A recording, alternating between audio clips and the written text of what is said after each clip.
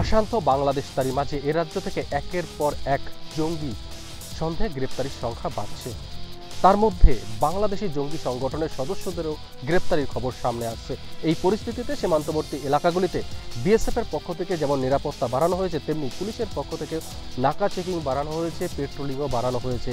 আর তারই মাঝে এবার পঞ্চায়েতের পক্ষ থেকেও নিরাপত্তা বাড়ানোর উদ্যোগ নেওয়া হলো। উত্তর 24 পরগনার পেট্রাপোল সীমান্ত লাগোয়া ছয়ঘরিয়া গ্রাম পঞ্চায়েত এবং সেই ছয়ঘরিয়া গ্রাম পঞ্চায়েতের পক্ষ থেকে এলাকার যে সমস্ত গুরুত্বপূর্ণ জায়গাগুলি রয়েছে, অর্থাৎ এই যে ছয়ঘরিয়া গ্রাম পঞ্চায়েত তার অধিকাংশ এলাকাই সীমান্তবর্তী এলাকা, ভারত বাংলাদেশ সীমান্ত।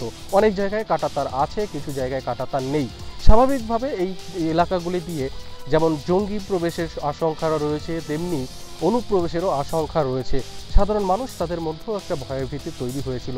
তবে পুলিশ এবং বিএসএফ এর পাশাপাশি এবার পঞ্চায়েতের পক্ষ থেকে এলাকা জুড়ে সিসিটিভি ক্যামেরা লাগানো হয়েছে। পঞ্চায়েতের পক্ষ থেকে জানানো হয়েছে যে তাদের পঞ্চায়েত এলাকার মধ্যে যে গুরুত্বপূর্ণ জায়গাগুলি রয়েছে তার মধ্যে প্রায় 50টির উপরে ক্যামেরা লাগানো হয়েছে, যেগুলি দিয়ে সব সময় মনিটরিং করা হবে।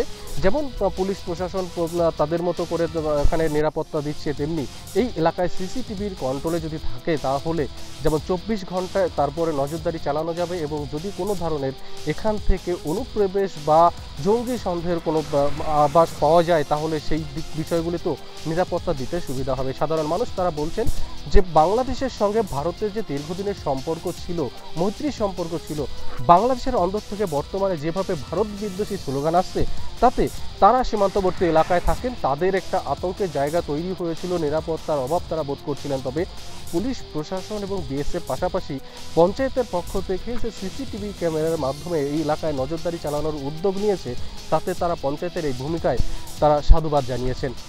পেট্রাপোল থেকে উৎসব মণ্ডল, নিউজ টাইম।